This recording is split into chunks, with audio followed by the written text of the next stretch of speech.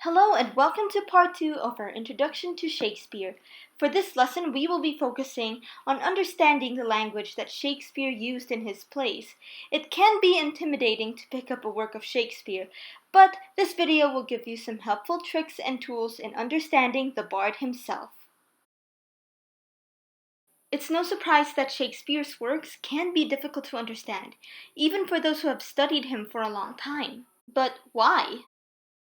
Although Shakespeare was writing in English, the English that he was using is very different from the English that we speak today.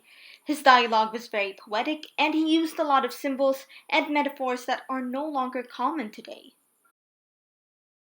As a historical figure, Shakespeare was writing about times and people that we as modern readers may not be familiar with. He also made a lot of comparisons to classical mythology, which would confuse those who aren't familiar with it. Because Shakespeare was writing plays, his works don't offer full descriptions of characters and sceneries like novels do. Instead, they contain directions for actors to use when they were being performed, hence why the formatting could be a little confusing. Now that we know some of the challenges of reading Shakespeare, here are some tips to making studying his works a little bit easier. Tip number 1, know what's going on. Remember that Shakespeare wrote plays. That means there's action. Look for descriptions of what characters are doing and where they are at the moment, because they can offer very helpful clues. Tip number 2, make it a conversation. Shakespeare was writing dialogue, so someone is always saying something to someone else. If you read it like a conversation, the dialogue becomes so much easier to understand.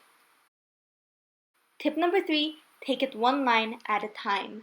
Don't overwhelm yourself when you're studying a work of Shakespeare. Take it sentence by sentence, and don't be afraid to use any resources available. Now let's put these tips to the test.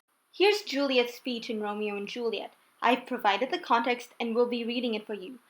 Feel free to pause so that you can read it for yourself as well. Oh, Romeo, Romeo, wherefore art thou Romeo? Deny thy father, and refuse thy name, or, if thou wilt not, be but sworn my love, and I'll no longer be a Capulet. 'Tis but thy name that is my enemy. Thou art thyself, though not a Montague.